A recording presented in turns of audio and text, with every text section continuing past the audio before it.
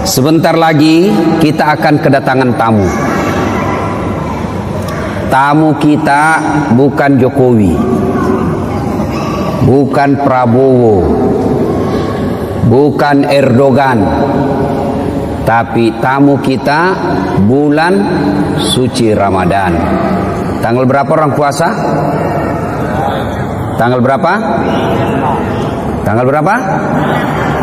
Loh, bet orang-orang di Batam ya. Kecil suaranya. Tanggal berapa? 6. 6 atau 5? Hah? Nah, itulah orang Indonesia. Bingung kita, Pak. Satu Ramadan bingung. Ada yang bilang tanggal 5, ada tanggal 6. Tapi satu Muharram sama semua. Ya. Nah, kita akan kedatangan tamu namanya bulan suci Ramadan. Ibuku di kampung, kalau dia mau kedatangan tamu, maka dia segera berbenah diri. Rumah dipel, spraynya diganti, gorden diganti, bahkan menu makanan pun lain dari biasa. Bahkan dia bilang, potong kue ayam, ada tamu mau datang. Coba, Masya Allah. Memang begitu mestinya kita dalam menyambut tamu, memuliakan tamu kita.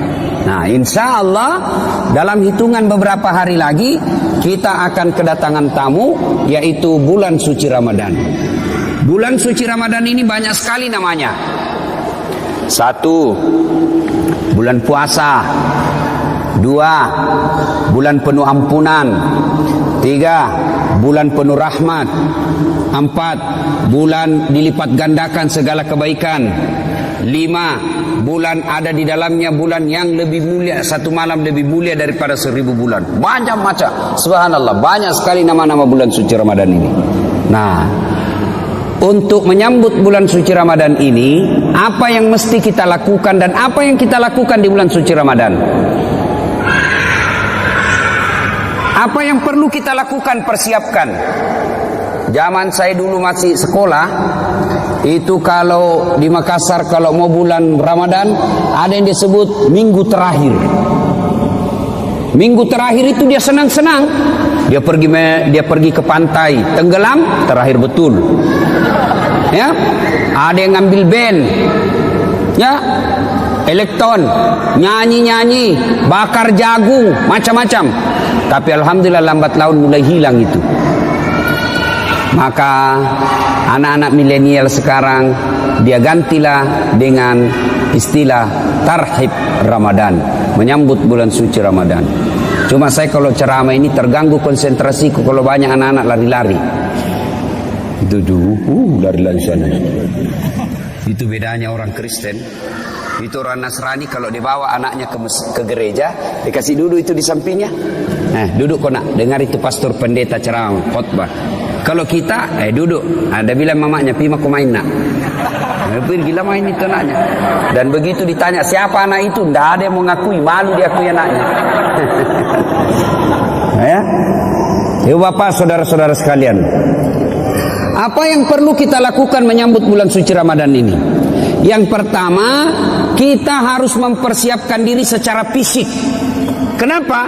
Ramadan itu, puasa itu puasa fisik. Puasa itu ibadah fisik. Tidak bisa orang puasa kalau sakit. Iya toh? Maka harus persiapkan fisiknya. Latihan dulu. Orang kalau main bola kan latihan dulu, bos. Mau main futsal tidak langsung masuk, main bola langsung tidak. Kenapa? Keram kau punya otot, bisa jadi cedera ototnya. Maka ada pemanasannya dulu. Apa pemanasan sebelum masuk bulan suci Ramadan? Maka dimulai dengan apa? Kita puasa Senin Kamis dulu. Memulai dengan puasa-puasa sunnah, supaya masuk Ramadan tidak kaget perutnya. Kenapa? Dia sudah terbiasa mulai latihan. Maka persiapkan fisik dulu. Yang berikutnya, selain fisik kita persiapkan apa? Ilmunya. Datang di sini, datang pengajian-pengajian begini. Maka adik-adik sekalian, bacalah ilmu, baca kitab. Supaya apa? Masuk Ramadan kita tidak bingung. Adik-adik remaja, belajar fikih, belajar mana yang memakruhkan puasa, mana sunnah-sunnah yang lebih bagus, mana yang mengurangi pahala, puasanya tetap sah tapi kurang pahalanya, bagaimana hukumnya mimpi basah ketika siang hari. Ini banyak-banyak saya lihat anak-anak milenial, anak-anak SMA tuh, Ustaz, bagaimana hukumnya kalau kita lagi puasa siang hari mimpi basah? Ada tuh mimpi basah kalau siang tuh? Iya. Nah, puasanya sah dengan catatan begitu bangun langsung pergi mandi. Bangun langsung mandi. Kalau mimpi, kalau kreatif sendiri batal. Batal puasa bosnya. Nah, itu harus ditahu semua itu. Termasuk bapak-bapak. Ada yang tanya, Ustaz, ternyata kalau malam boleh berhubungan suami istri? Ya boleh selama itu kau nikah. Halal. Yang tidak boleh siang. Selesai sholat subuh sampai maghrib jangan kau coba-coba. Kalau kau coba dekat-dekat istri dan kau offside, kartu merah. Apa dendanya? Puasa kau 60 hari berturut-turut. 60 hari berturut-turut. Kalau malam boleh. Maghrib sampai subuh boleh. Tiba-tiba ada bapak-bapak bilang, Ustaz, kalau malam betul boleh? Boleh. Masya Allah Ustaz, saya sudah 5 tahun biar malam tidak juga. Kadongok kok. Makanya belajar bos. Ya? Nah, itu semua penting kita ketahui. Ustaz, bagaimana kalau menelan ludah pada saat puasa? Itu waktu kecil kan kita bilang kalau menelan ludah batal. Akhirnya kita meludah terus. Kering tenggorokan. Boleh kalau ludah, biar kau kasih keluar lagi, masuk lagi, keluar lagi, masuk. Boleh. Yang penting kau tidak tambah. Misalnya begini, batal itu bos. Kalau yang di dalam tenggorokanmu keluar masuk, boleh. Yang penting kau tidak jijik. Keluar lagi. Nah, boleh kalau itu. Ya. Bagaimana kalau sikat gigi di bulan suci Ramadan? Boleh. Boleh. Yang penting jangan kau telan air. Pura-pura sikat gigi. Mamamu bisa kau tipu, tapi Tuhan Maha tahu.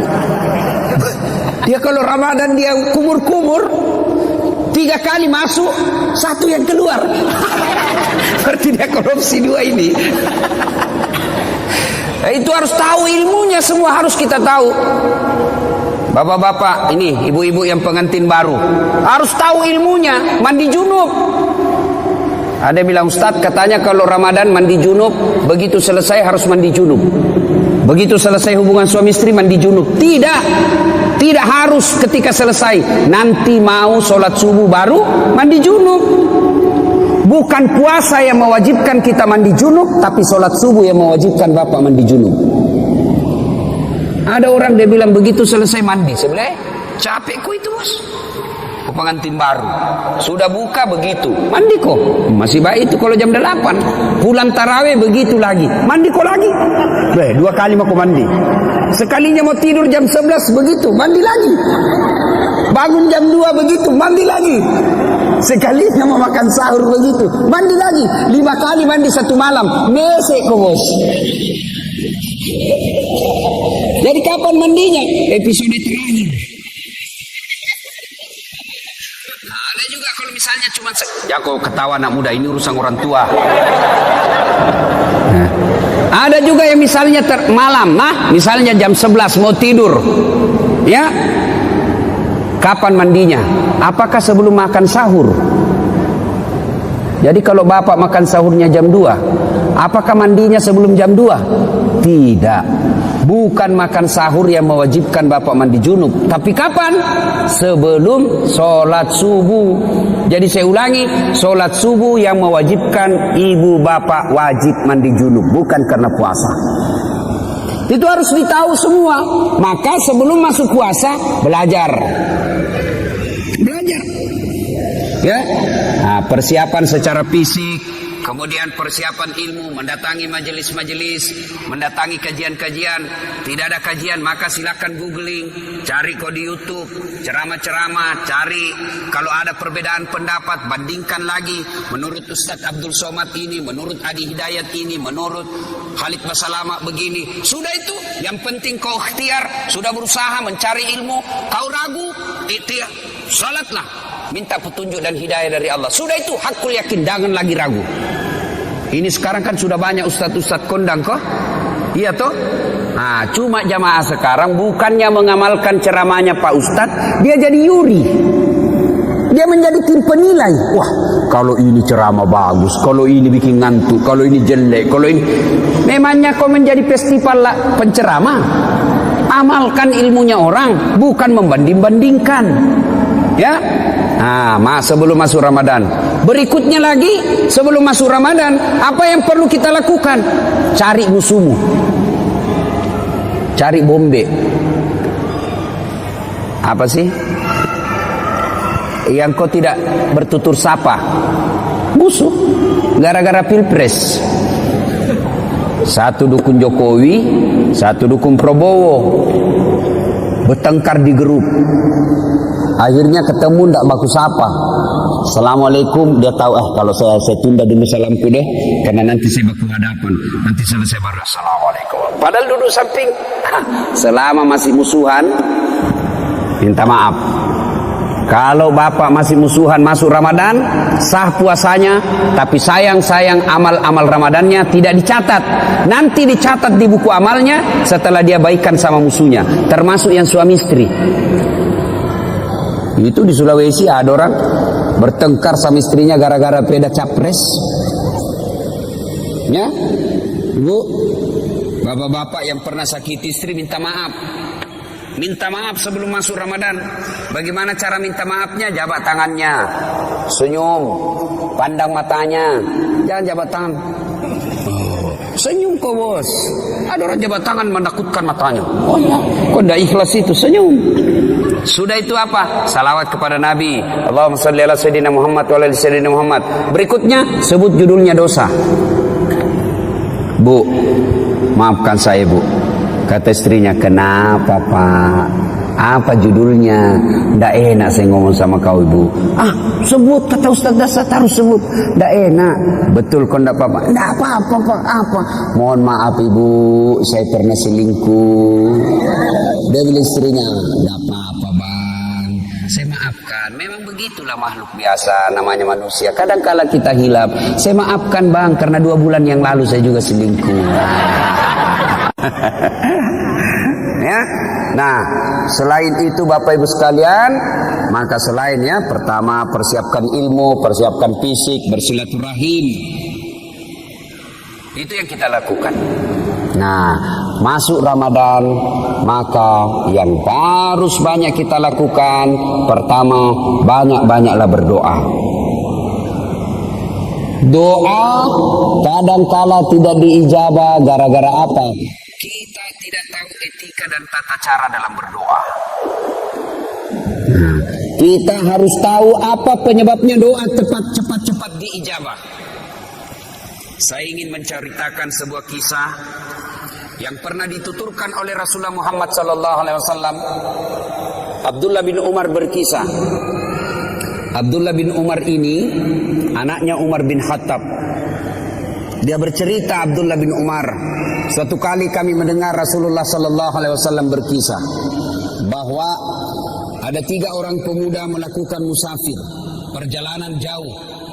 Tiba waktu malam, maka mereka mencari penginapan, tidak ada rumah, maka mereka nginap di dalam gua. Tahu gua? Tahu gua, Dek? Tahu? Nah, itu batu, lubang dalam gunung. Masuklah mereka bertiga, karena waktu itu tidak ada hotel. Masuk bertiga. Begitu mereka tidur, bangun.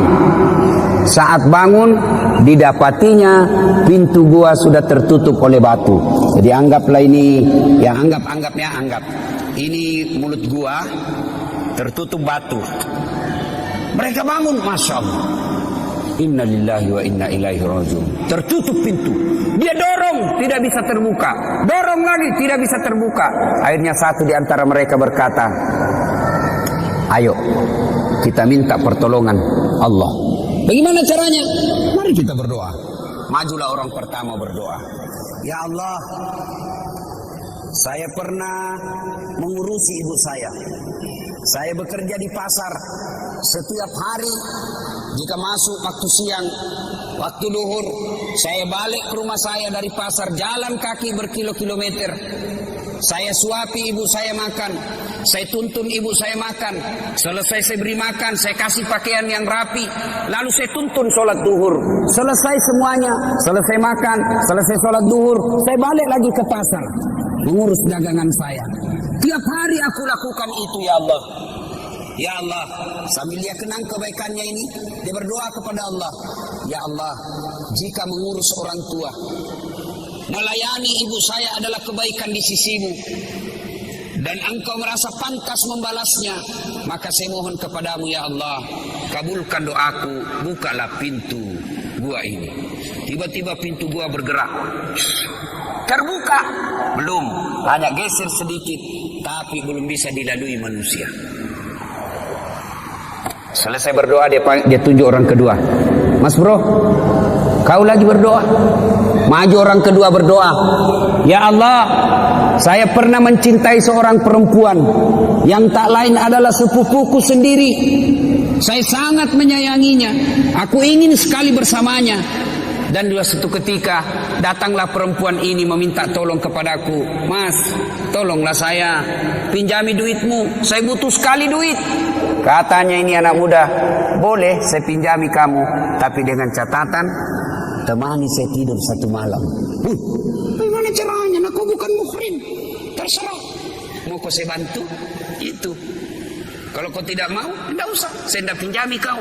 Karena butuh sekali ini perempuan. Akhirnya oke, saya terima persyaratannya.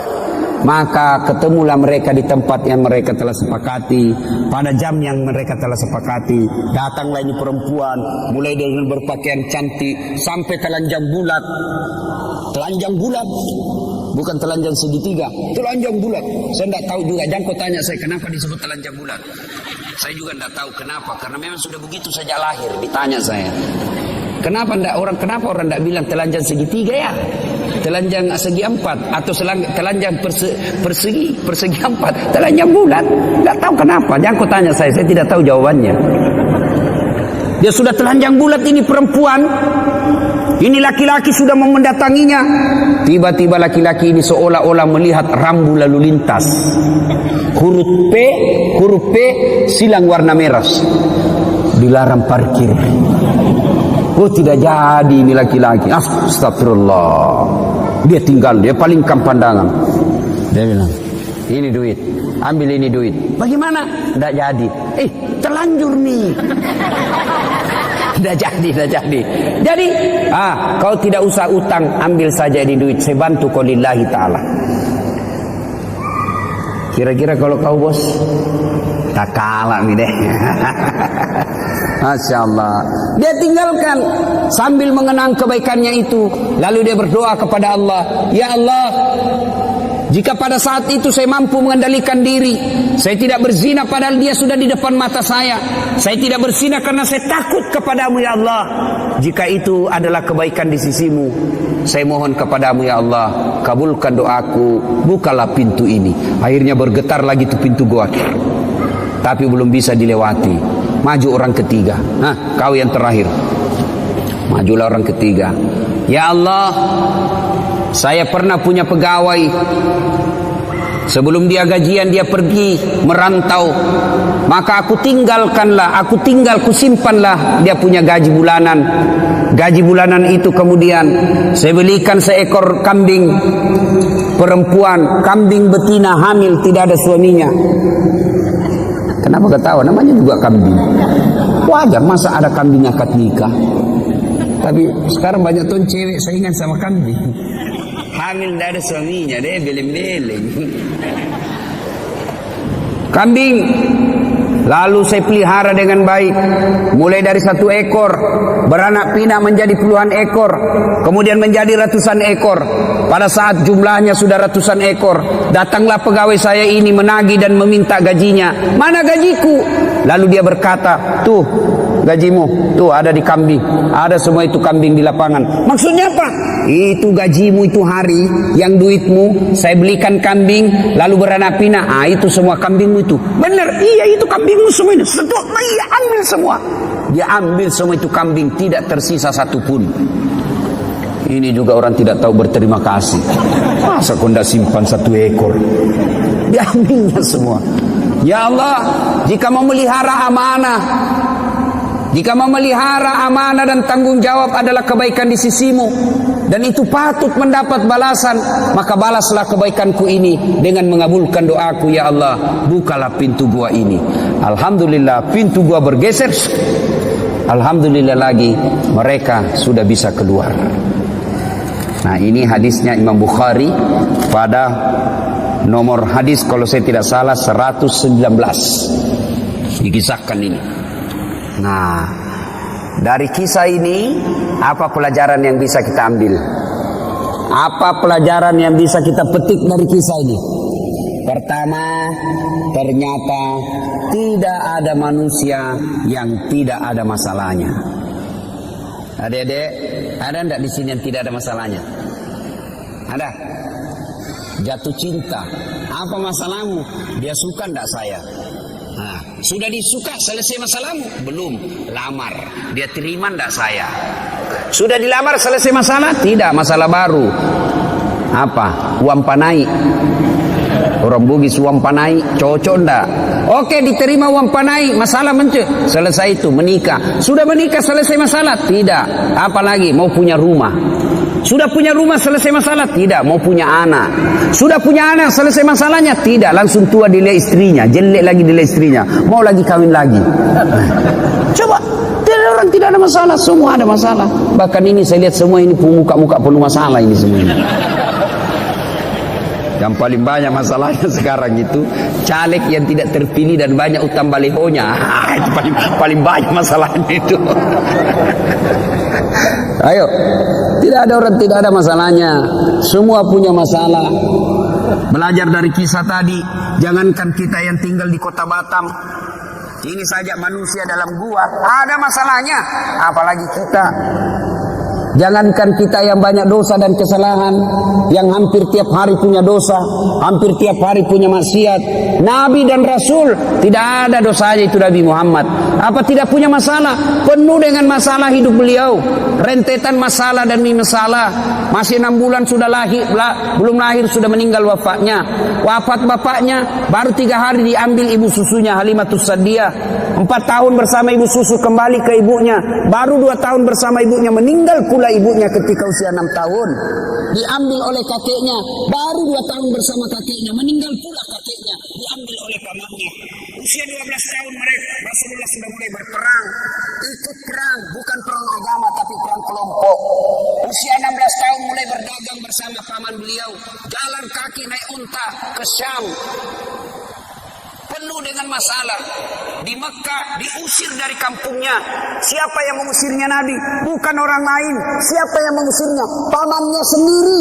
Nabi saja penuh dengan masalah. Minta pertolongan ke Taif. Apa dibantu di Taif? Tidak, dilempari satu kampung di Taif. Nabi penuh dengan masalah. Apalagi kita. Kalau begitu, bukan masalah kita. Masalah kita adalah bagaimana mengatasi masalah. Itu. Kalau Nabi ada masalahnya, beliau ambil wudu, sholat, hajat, minta pertolongan kepada Allah. Kita ada masalah, ambil HP, update status, berdoa di Twitter, berdoa di Facebook. Sedikit-sedikit, ya Allah lindungilah suamiku, ya Allah murahkan rezekiku. Update status lagi, ya Allah halalkan segala usahaku. Sibuknya itu Tuhan membaca statusmu. Berdoa di status bos, berdoa di atas sajadah selesai sholat. Maka adik-adik ketika ada masalah, diajarkan tadi dari kisah ini, semua ada masalah. Tidak ada manusia yang tidak ada masalahnya. Kamu pikir Ustaz tidak ada masalahnya? Ustaz juga banyak masalahnya. Satu hari dikasih 5 ceramah, masalah itu juga. Coba kadang-kala datang capek kita selesai ceramah disuruh lagi selfie. Selfie sudah selfie lagi. Orang sudah keringatan capek selfie. Disuruh senyum, orang capek ini. Coba. Semua orang punya masalah. Tidak ada orang tidak punya masalah. Semua orang punya masalah. Alhamdulillah. Allah cuma minta sabar, sempurnakan sholat. Ya, ada masalah, ngadulah kepada Allah, berdoalah kepada Allah. Ya. Belajar lagi dari kisah ini. Ternyata dalam berdoa boleh menyebut kebaikan. Dalam berdoa ibu boleh menyebut kebaikan, tapi bukan menyebut kebaikan kepada manusia, tapi menyebut kebaikan kepada Allah. Yang berdosa yang tidak boleh, bapak cerita ke tetangga, kau tahu Dasat Latif itu yang dari Makassar, itu jadi ustadz saya kasih sekolah itu dari SD sampai SMP. Saya lihat itu dia tidak ada papanya, saya yang kasih sekolah, tidak jadi manusia itu kalau bukan saya. Tidak boleh begitu, tidak boleh. Tapi menyebut kebaikan kepada Allah ketika berdoa boleh. Ya Allah, saya pernah ngurus anak yatim piatu, sepupu saya sekolahkan mulai dari SD, SMP, SMA, kuliah. Lalu aku nikahkan dengan wanita baik-baik. Jadi dia sekarang sudah menjadi orang yang berhasil. Jika itu adalah kebaikan di sisimu ya Allah, kabulkan doaku ya Allah, murahkan rezekiku ya Allah. Boleh. Ya Allah, saya pernah mencintai seorang wanita ya Allah. Aku sangat mencintainya, aku sangat menyukainya. Dia pun mau sama saya, tapi mau muntah lihat saya. Boleh menyebut kebaikan-kebaikan, boleh. Ya. Yang ketiga, hikmah dari kisah ini. Ternyata yang bisa menyebabkan doa cepat diijabah Allah, cepat dikabulkan Allah, satu, birrul walidain, berbuat baiklah kepada kedua orang tua. Ini adik-adiknya kan banyak semua ini ya. Siapa yang masih hidup orang tuanya? Angkat tangan. Yo. Yang sudah tidak ada satu, yang tidak ada dua-duanya. Coba bapak yang masih ada orang tuanya, mau cepat dikabulkan doa, urus orang tua dengan baik. Adik-adik mau cepat kerja yang baik, tidak usah kau cari muka sama pejabat. Kau sudah punya muka itu. Ada kan orang suka sekali cari muka. Siap. Apa siap? Lebih kau cari muka sama orang tua Allah. Dengan cara apa? Cari muka pada Allah dengan cara apa? Muliakan orang tuamu. Muliakan orang tua. Itulah sumber berkah. Banyak diantara kita cari berkah ke guru, cium tangan ulama, datang ke makam ini, ziarah ke makam ini. Lalu ibumu di rumah kau tidak urus, gimana mau baik hidupmu? Ada tidak orang yang mencintai kita seperti cintanya orang tua? Ada tidak orang yang sayang kepada kita melebihi cintanya orang tua? Tidak ada. Inilah orang tua yang sangat mencintai kita. Adik-adik, saya tanya ibu, Bu, ada tidak orang mau kerja 24 jam tidak digaji? Ada?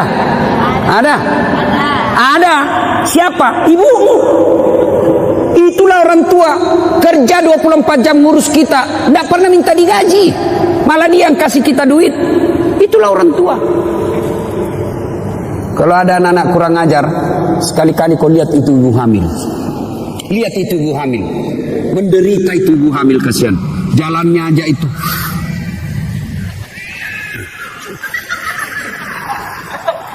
Coba tuh.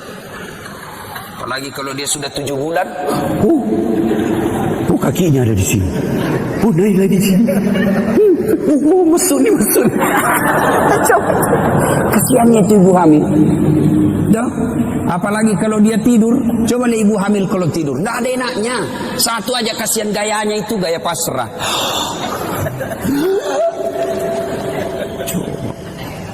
Ya Bu ya. Apalagi kalau melahirkan.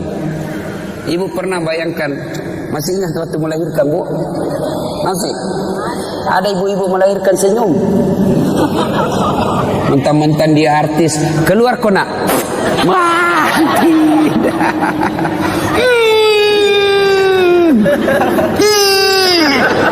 Dia bilang ibu bidan, ya ulang lagi. Gigi besi. Coba itu. Begitu anaknya lahir cacat, Apa dia tempelin? Kurang ngajar, 9 bulan kau ganggu, kau siksa saya, tidak ada telingamu. Tidak, justru yang cacat paling dia sayang. Apa ada ibu-ibu meninggal anaknya yang catat, alhamdulillah untuk gue cepet mati. Tidak, justru yang catat paling dia sayang. Coba. Ya, makanya kalau ada anak-anak kurang ngajar sama orang tuanya, pantas ketika Allah buat hidupmu susah. Baik-baik sama orang tua, ya. Ini cewek-cewek, jangan sampai kau lebih sopan sama bapak, lebih sopan daripada cowokmu, daripada bapakmu. Kalau bapaknya nasihati, apa kata? Apa sih bapak tahu? Itu dulu, belum ada medsos dulu. Sekarang sudah modern pak, beda zamannya bapak dulu. Dikasih tahu, baru satu bapaknya ngomong dia sudah 19. Giliran cowoknya yang ngomong, terserah abang aja deh. Beleng-beleng. Tahu beleng-beleng? Tahu beleng-beleng? Ah, itu beleng-beleng itu makan es krim ditiup. Oh,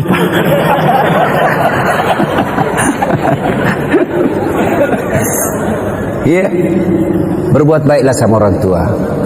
Adik-adik, bagaimana cara berbuat baik sama orang tua? 1, suara tidak boleh lebih keras dari ibu. Itu jelas, itu protapnya. Dalam Quran sudah jelas sekali protapnya. Imma yablughanna indakal kibra ahaduhuma aw kilahuma fala takul lahuma uf wala tanharhuma wa qul lahuma qaulan karima. Itu sudah ada dalam Quran itu. Jangan kau berkata, sakit hatiku Ustaz. Berapa sakit hatimu dibanding sakitnya melahirkan? Ada kan anak-anak kasihan itu, siapa yang besarkan neneknya? Sejak lahir ditinggal sama ibunya. Ibunya pergi menikah lagi, bapaknya menikah lagi. Akhirnya ini anak dibesarkan oleh neneknya, disekolahkan dengan baik, dapat kerja yang baik, ternyata baru pulang ibunya. Ibunya gagal pernikahan keduanya, bapaknya pun demikian. Lalu datanglah ini orang tua ke anaknya yang tidak pernah diurusnya. Ini anaknya marah. Apa bapak saya, dia terima beres, ibu saya tidak pernah diurus. Biar kau kasih haji ibumu 2 kali. Kau belikan ibumu 1 kilo emas. Kau bikinkan istana, belum seimbang dengan darah yang ada menetes dalam dirimu. Itu dari orang tua. Ya, jadi tidak ada jalan itu mau melawan orang tua. Belajar dari kisahnya Ibrahim alaihissalam. Ibrahim alaihissalam dapat, siapa namanya bapaknya Ibrahim? Siapa? Azor. Dia nyembah berhala. Ibrahim mau ribut sama bapaknya, mau lawan bapaknya. Apa kata Ibrahim? Kata Allah, sadar kau Ibrahim, bapakmu itu, tapi dia nyembah berhala ya Allah. Allah berfirman, bagaimanapun dia bapakmu, jangan kau lawan bapakmu. Ya? Jadi agar doa cepat diijabah Allah, birrul walidain, berbuat baiklah kepada kedua orang tua. Ada-ada saya menganjurkan pulang ini cium tangan orang tua. Kalau saya bukan cuma tangan, kakinya ibu saya cium. Ya, kalau mau berkah hidup bos, sudah muliakan orang tuamu. Allah yang ngurus kamu, bisa beli mobil, bisa punya rumah, berdapat istri yang baik. Caranya apa? Birrul walidain, berbuat baiklah kepada kedua orang tua. Yang kedua, yang menyebab doa cepat diijabah Allah adalah menghindari dosa dan maksiat. Bagi kita laki-laki, dosa yang paling besar itu apa? Dosa perempuan. Tapi ini perempuan, tolong kami kerjasama. Ya, kami ini laki-laki jaga mata, tolong kalian jaga akhlak. Biar kami setengah mati jaga mata, kalau kalian gentayangan susah. Masa kita mau jalan begini terus? Oh, ada paha, ada dada, ya pasti dia dilihat barang bagus bos. Tapi jangan kok aniaya kami. Saya ini paling kasihan saya itu kalau di Makassar. Saya keluar rumah sholat duha dulu, berdoa dulu, zikir dulu. Baru 10 menit keluar dari rumah di jalan, habis saya punya zikir. Sebelah kanan dada, balik ke kiri paha, di depan kita dada, balik ke belakang pantat. Waduh, habis. Dia bilang orang, kenapa kau lihat Ustaz? Pasti dilihat, barang bagus bos. Makanya jangan, kata Nabi, jangan gara-gara perbuatanmu orang berdosa. Ya, kita ini dosa yang paling gampang membuat kita masuk neraka, mata. Mata ini yang paling gampang masuk neraka kita. Tadi lihat tiba-tiba kita sikir, tiba-tiba lihat cewek, ada cewek cantik, kelihatan pahanya. Kira-kira kalau lagi duduk depan rumah lihat cewek kelihatan pahanya, apa kau baca cowok? Apa? Bukan alhamdulillah bos. Bukan. Apa diucapkan? Subhanallah, maha suci Allah yang telah menciptakan keindahan itu. Bukan itu paha dipuji, tapi Allah dipuji karena dia ciptakan itu paha indah. Maha suci Allah yang telah menciptakan keindahan itu. Itu pahala. Orang Bugis bilang dalemak galendrong. Rezekimu itu bos. Kapan batasnya? Batasnya kedipan. Begitu berkedip, istighfar, palingkan pandangan. Astagfirullah. Jangan juga setelah kau tahan kedipannya. Pas berkedip dia bilang astagfirullah. Tapi matanya tidak dipalingkan. Astagfirullah. Astagfirullah. Bukan begitu. Ya, jelas ya. Menghindari maksiat, menghindari dosa. Dan dosa buat kita ini anak muda, yang paling besar peluang kita berdosa adalah zina. Perempuan. Makanya adik-adik sekalian yang sudah sarjana atau sudah tidak punya cita-cita untuk kuliah, tamat SMA, dan kau sudah mulai pintar berdewasa mencari-cari nafkah, segeralah menikah. Tidak usah khawatir, rezeki Allah yang ngatur. Nah, menghindari maksiat, menghindari dosa. Dan yang ketiga yang membuat doa kita cepat diijabah Allah adalah memelihara amanah. Amanah tidak mesti jabatan. Ini kita semua ada amanah kita. Tanggung jawab kita ada. Ibu bapak orang tua tanggung jawabnya apa? Ngurus anak. Ketua RT amanahnya apa? Ngurus rukun tetangga. Caleg amanahnya apa?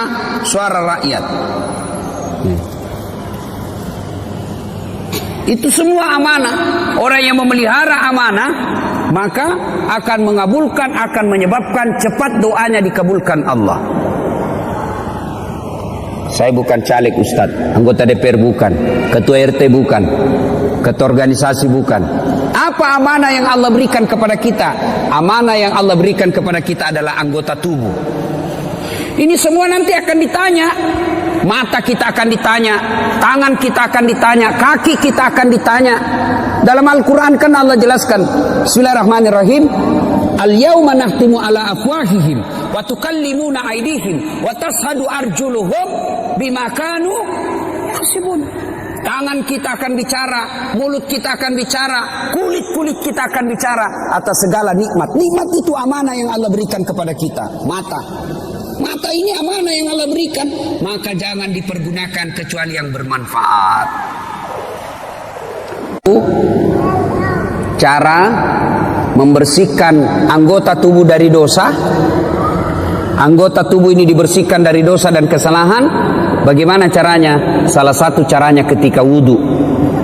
Berapa kali minimal kita wudu? Berapa kali minimal wudu, Ibu?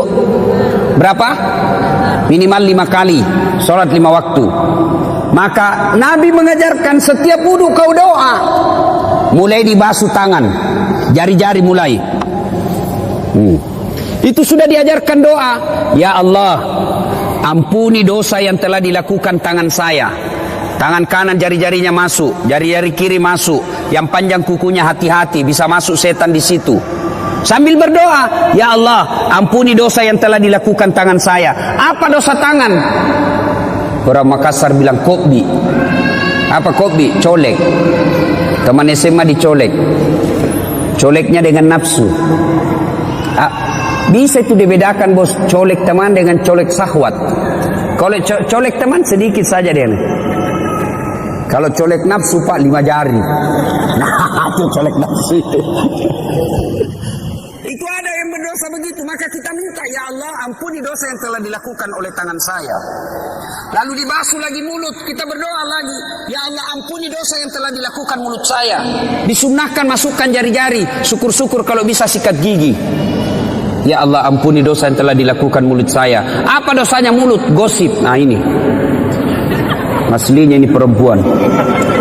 Atau ada laki-laki tukang gosip? Kelainan jenis kelamin kok itu. Kalau perempuan memang fitrahnya itu tukang gosip. Gini duduk-duduk begini damai tapi gersang. Dia enggak, tapi matanya itu sinis. Nah, itu. Ya. Nah, dibasuh lagi hidung. Basuh hidung dimasukin, sunnah itu. Masukin air sedikit. Baru keluarin. Nah. Baca, ya Allah, ampuni dosa yang telah dilakukan hidung saya. Apa dosanya hidung? Nah, kau lebih tahu lah. Mencium yang bukan landasannya. Sudah itu, membasuh wajah. Nah, ini yang paling banyak. Ya Allah, ampuni dosa yang telah dilakukan oleh mata saya dan putihkanlah wajah saya di padang mahsyar kelak. Nah, apa dosa mata? Ngintip. Nah, itu dosa. Maka kita minta ampuni dosa yang telah dilakukan mata saya dan putihkanlah wajah saya di padang mahsyar kelak. Salah satu tanda umatnya Rasulullah nanti di akhirat, wajahnya bercahaya ibarat bulan. Nah, sudah itu dibasuh lengan. Ini yang paling banyak kita salah. Basuh lengan sunnahnya dari jari ke siku. Ya toh, berarti prakteknya begini kan? Tapi yang kita praktek apa? Siku ke jari. Buka keran.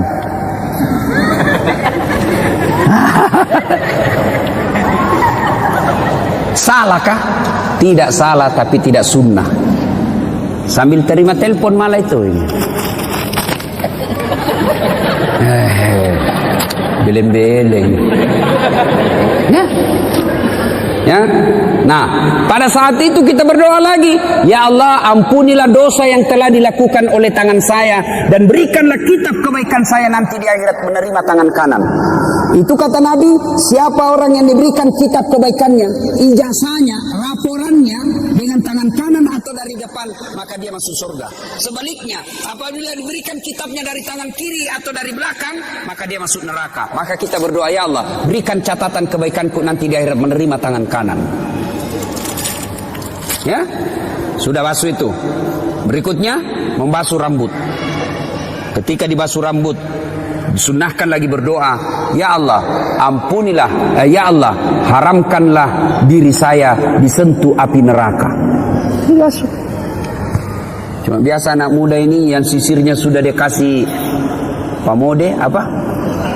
Hah? Pamode apa? Pomade. Nah, itulah. Kita dulu waktu kecil, Pak, tidak banyak jenisnya merek rambut. Anu ji, Tanco. Kalau ngambilnya tidak cukup 1 jari, 2 jari ngambilnya. Baru tusuk. Pas kena matahari keluar semua keringat di sini. Tanco. Sudah tanco modern sedikit apa? Minyak kemiri. Sekarang sudah baca, syukurnya saja anak-anak sekarang model macam-macam, ada sungainya. Ada kayak got di sini. Diganti gotnya di sini, ada juga di sini. Masya Allah. Ah, sudah dikasih lah itu pamod. Oh, rambutnya tidak mau goyang. Akhirnya wudhunya dia begini saja. Beleng-beleng. Ya, tidak sah itu wudhumu, pasti.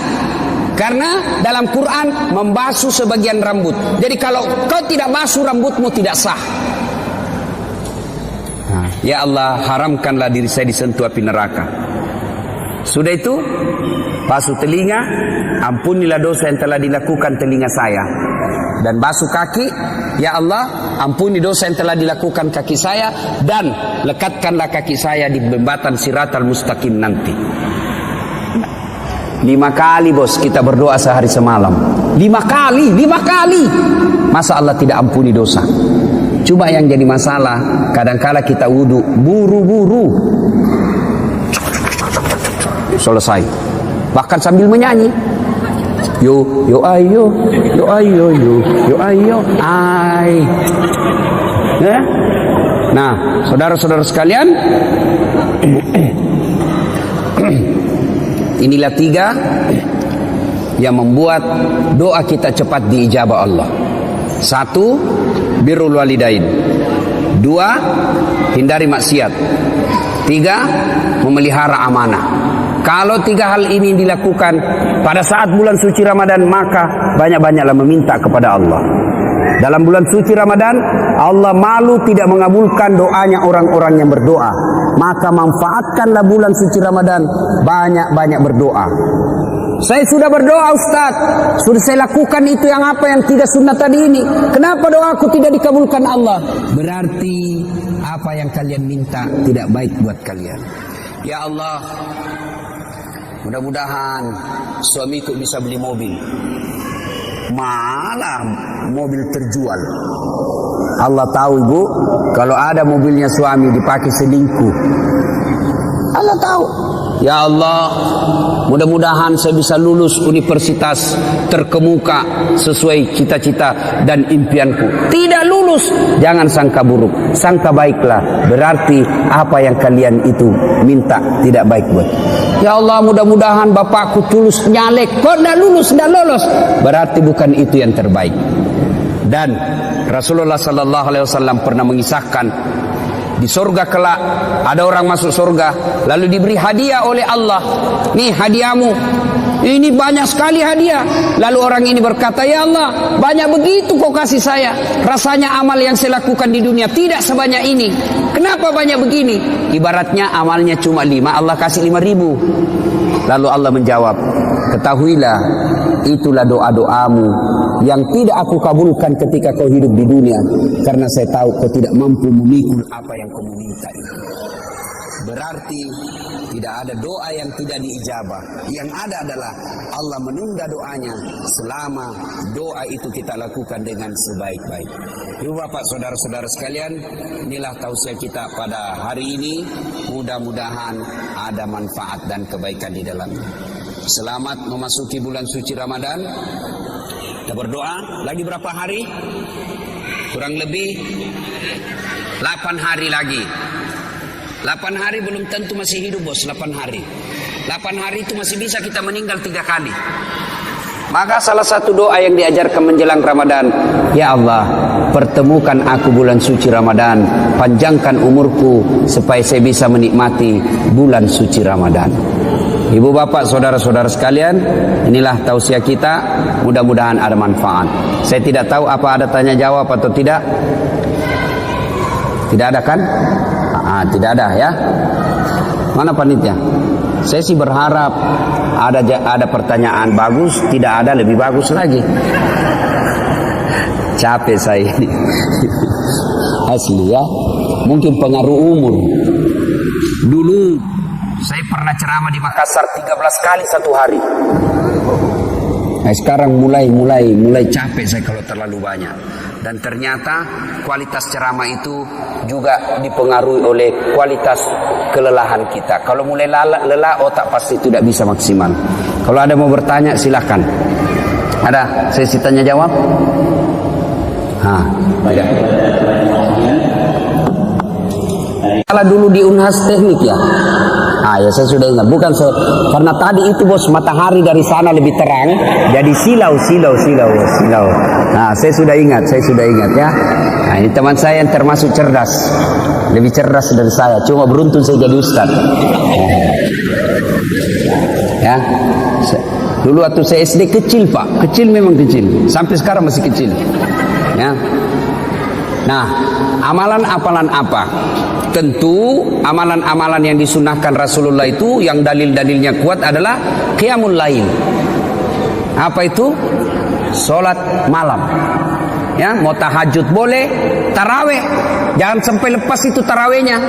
Ya, ibu-ibu, saya tanya ibu, boleh enggak tarawih sebentar malam? Boleh tarawih sebentar malam? Kok ragu-ragu?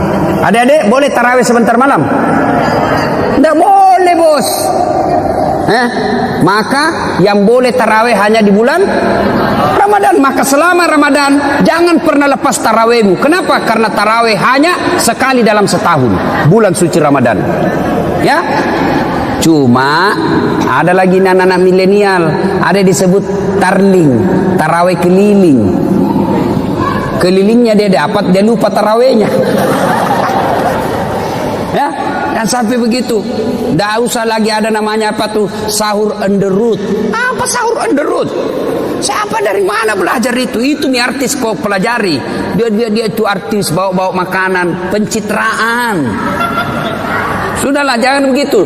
Maka satu, kita to the point. Ibadah-ibadah yang paling dianjurkan Nabi, salat lail. Ya, salat lail itu tarawih, tahajud, witir. Kalau witir biar tiap malam boleh. Ya, tahajud tiap malam boleh. Tapi tarawih hanya ada di bulan suci Ramadan. Sudah tarawih, apalagi qiraatil Quran, membaca ayat suci Al-Quran. Ini sunnah yang sangat diprioritaskan. Apalagi as-sadaqatu, bersedekahlah. Ya, ibu-ibu kenapa miskin ibu? Karena ibu selalu mental miskin. Tidak ada duit, minta kasihan. Nah, maka ibu miskin. Coba kalau selalu sedekah, mau 5.000, mau 1.000 terserah. Adik-adik biasakan sedekah, mulai dari kecil. Kau dapat duit dari bapakmu 10.000, sedekahkan 100 perak. Mulai belajar sedekah.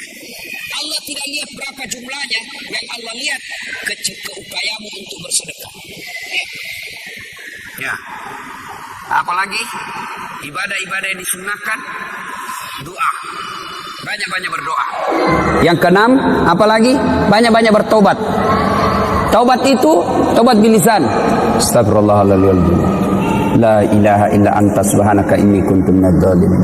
Itu enaknya kalau kita pakai begini. Coba ya kalau pegang begini. Otomatis itu kita langsung zikir. Tidak ada orang pegang begini dalam kote dua.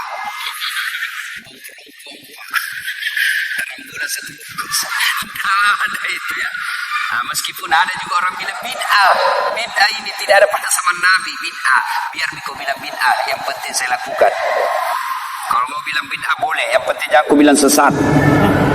Ini kan gampang sekali orang kadang-kala menyesatkan sesamanya muslim. Nah, banyak lagi ibadah-ibadah sunnah-sunnah yang dilakukan, tapi prioritas itu yang dilakukan sudah cukup, lebih dari cukup, ya. Terima kasih bos. Semenit. Wah, mau tahu? Coba lihat rahasia Allah. Mana pernah kita pikir ketemu saya di sini di Batam? Mana pernah? Tidak pernah kita bayangkan dulu waktu SD kita tinggal dengar aja namanya Batam, tidak pernah. Ya, jadi Allah punya rencana, maka hidupmu tenang kalau kau pasrahkan saja kepada Allah. Ada lagi bu, ibu, itu ada satu. Ya, apalagi bu? Sebelum masuk Ramadan, tuh. Nah, ibu supaya dapat pahala gampang, saya ajari bu. Itu kalau ditunda-tunda bayar kalah, bayar lepas, biasanya repot bayarnya. Memulai puasa lagi tuh repot. Maka gimana caranya bu? Begitu selesai Idul Fitri, oke, tunggulah 1 minggu sampai habis kue. Kan karena 1 minggu ini banyak serangan. Tapi saya yakin ini Lebaran kali ini sedikit orang bikin kue. Kenapa? Banyak musuhan tetangga gara-gara pilpres. Jadi dia datang bertamu. Sudah masuk 1 pekan, maka ibu langsung ganti puasa. Ya, ganti puasa. Nah, kenapa dianjurkan di bulan Syawal? Karena ibu dapat pahala ganda. 1, pahala ganti puasa. 2, pahala Syawal. Dengan cara ibu ganti puasa, niatnya ganti puasa di bulan Syawal. Kalau ibu ganti puasa, niat ganti puasa di bulan Syawal, maka ibu dapat pahala ganda. Dapat pahala puasa Syawal dan juga dapat pahala ganda. Itu menurut ulama satu yang lain. Yang lain ada pendapat ulama lagi yang mengatakan tidak boleh digandeng-gandeng begitu. Tapi kalau ibu termasuk orang yang sangat susah berpuasa, maka lakukan. Dengan niat tadi tidak boleh ibu niat Syawal. Kalau ibu niat Syawal 6 hari, maka ibu tetap wajib ganti. Misalnya ibu punya puasa lepas 5, maka niatkanlah ganti puasa 5, sudah itu tambah 1, dapat pahala ganti juga dapat pahala Syawal. Batasnya adalah sebelum masuk Ramadan. Hari ini pun masih bisa, besok pun bisa. lewat Ustaz, ternyata lewat, tidak bayar, maka ibu bayar denda. Dendanya apa? Puasanya jadi 10, misalnya yang lepas 5, puasanya jadi 10, tidak. Puasa bayar tetap 5, tapi ibu harus membayar fidyah. Apa itu? Memberi makan fakir miskin selama 5 hari. Ya, dendanya itu. Bagaimana cara bayarnya? Tergantung berapa banyak ibu makan. Misal, ibu kos-kos, adik-adik remaja, anak kuliah, 1 kali makan Indomie rebus, tambah telur 1, 3.000 selesai. Kali 2, 6.000 1 hari. Kalau makannya harus ada Indominya, ikan bakar, sate, telur, ikan goreng, nasu bale, 50.000 kali 2, 100.000 1 hari. Bagaimana bayarnya? Tiap hari dibayar. Apa tidak boleh bayar sekali nanti selesai lebaran? Tidak boleh,